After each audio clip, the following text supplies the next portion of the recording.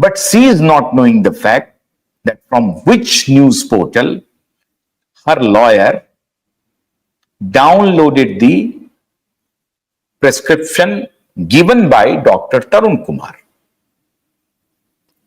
ये रिया चक्रवर्ती कह रही है सीबीआई को, जब सीबीआई ये पूछती है कि प्रेस्क्रिप्शन कैसे मिल गया। अब क्यों सीबीआई ने ये पूछा? क्योंकि सीबीआई जांच कर रही है एबेटमेंट ऑफ सुसाइड का केस रिया चक्रवर्ती ने सुशांत की बहनों पर लगाया है और दिल्ली के एक डॉक्टर पर लगाया है। तो इस सिलसिले में सीबीआई ने पूछा कि प्रेस्क्रिप्शन तो 12-13 जून का है, आप तो 8 जून को घर छोड़ के चली गई हैं, तो वो प्रेस्क्रिप्शन आपको मिला कैसे जिसके बिना पर आपने एफआईआर दर्ज किया है? वहां पे ये कह रही हैं कि वो प्रेस्क्रिप्शन मिला है मुझे मेरे वकील से। सच बात यह है मित्रों कि वो प्रेस्क्रिप्शन कहीं ना कहीं से सुशांत के जो हेल्प हैं, उनके घर में जो हेल्पर हैं, वो सारे के सारे हेल्पर अपॉइंटेड थे रिया चक्रवर्ती के द्वारा, और वो हेल्पर रिया चक्रवर्ती के टच में था। खासतौर से सिद्धार्थ पिठानी की बात रिया चक्रवर्ती से हो रही थी। रिया चक्रवर्ती कह रही है, जब ये पूछा जाता है सीबीआई के तरफ से कि 8 जून के बाद आपकी सुशांत से बातचीत हुई, तो रिया चक्रवर्ती कहती है कि नहीं, मेरी नहीं बातचीत हुई। और उसका कारण क्या बताती है रिया चक्रवर्ती? कारण बताती है कि सुशांत ने मुझे फोन नहीं किया। जबकि एक अलग वर्जन है कि ये रिया घर छोड़ते ही सुशांत का नंबर ब्लॉक कर देती है। जैसे ही रिया का घर वो छोड़ती है पोस्ट लंच, तो वो सुशांत का नंबर ब्लॉक कर देती है और ये सीबीआई को बयान दे रही है कि सुशांत ने 8 जून के बाद मुझे कॉल नहीं किया और उस वजह से मैं बहुत तनाव में थी। ये इतनी चालू है, इतनी चालू, इतनी चालबाज है कि ये पूरी दुनिया को समझती है बेवकूफ। ये मोबाइल और उसके मोबाइल को ब्लॉक कर दिया और यहां सीबीआई को कह रही है कि उसने मुझे फोन ही नहीं किया। सीबीआई पूछ रही है कि आपकी बात हुई जाने के बाद, या आपने, एक दूसरा सीबीआई पूछ रही है कि क्या आपने हमेशा के लिए सुशांत का घर छोड़ दिया 8 जून के बाद? तो ये कहती है नहीं, ऐसा नहीं किया मैंने, मैं तो वापस आना चाहती थी, सुशांत ने मुझे कॉल ही नहीं किया। और ये मेरे लिए बहुत ही डिप्रेसिंग था, फ्रस्ट्रेटिंग था, और इस फ्रस्ट्रेशन में मैं बहुत परेशान थी, मैं बहुत डिप्रेस थी कि सुशांत ने मुझे कॉल क्यों नहीं किया मेरे घर छोड़ने के बाद। सच्चाई यह है मित्रों कि ये घर छोड़ने के बाद सुशांत के फोन को ब्लॉक कर चुकी थी। अब सवाल है, वो आमिर खान 4 साल के बाद रिया चक्रवर्ती के पॉडकास्ट में आती है। सुष्मिता सेन तो आई ही, आपको मैंने बताया।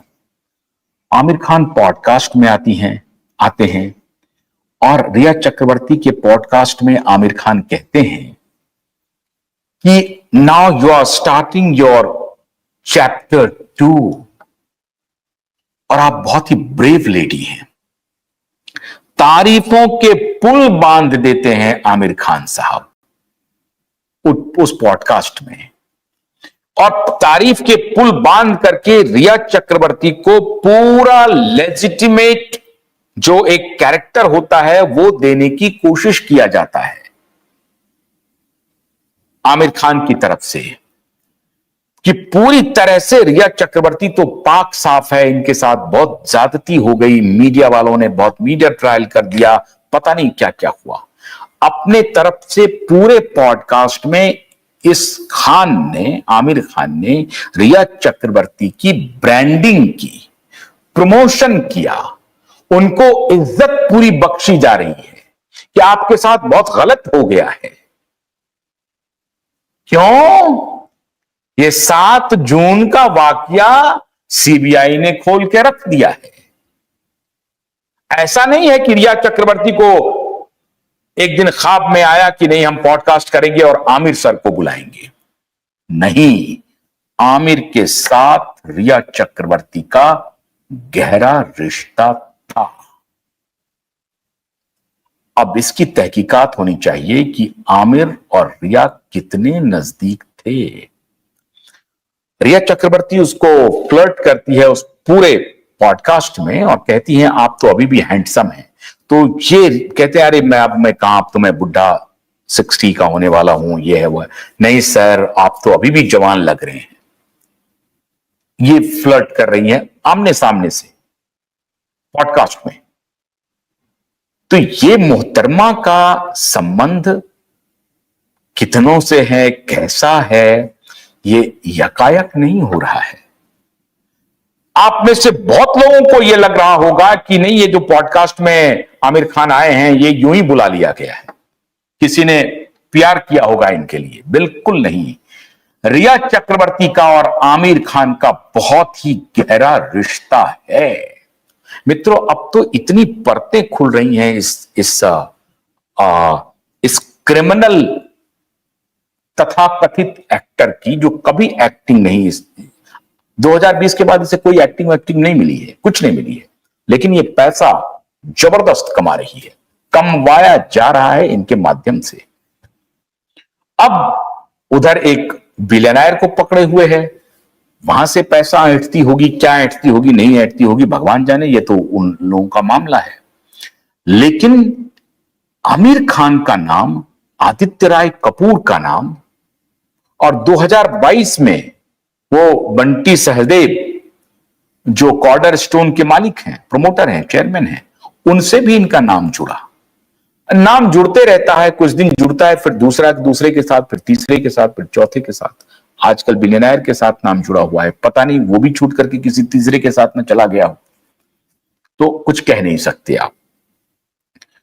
जब ड्रग के आप पूरे व्यवसाय में डिनो मौर्या के साथ हैं, और वहां के आने के बाद डिनो मौर्या के भी घर में जाकर के रुकी हैं, अब बहुत बड़ा कॉकस है साहब। तो सीबीआई ने यह स्थापित कर दिया मित्रों कि सुशांत और दिशा के केस में ये जो परफेक्शनिस्ट है ना, इसको भी बहुत कुछ मालूम है, ये भी राजदार है। कॉन्स्पिरेटर है नहीं है मैं नहीं कह सकता, सीबीआई ने इस एंगल से जांच की है नहीं की है मुझे नहीं मालूम, लेकिन सीबीआई ने यह बात बता दी कि इनके संबंध उस आमिर खान से हैं जो हंटर है। यह बात किसी से छिपी नहीं हुई है। किस चीज का? गर्ल हंटर है आमिर खान। आमिर खान को एक इंटरव्यू में एक चैनल पे पूछा कि अगर आप अपनी दूसरी पत्नी किरण रॉ के साथ इतना समय बिताते ही हैं तो आपने डिवोर्स क्यों दिया? तो कहा कि ये तो किसी डॉक्टर ने कहा नहीं कि अगर डिवोर्स दे दिया तो अपनी पत्नी के साथ बात नहीं करेंगे।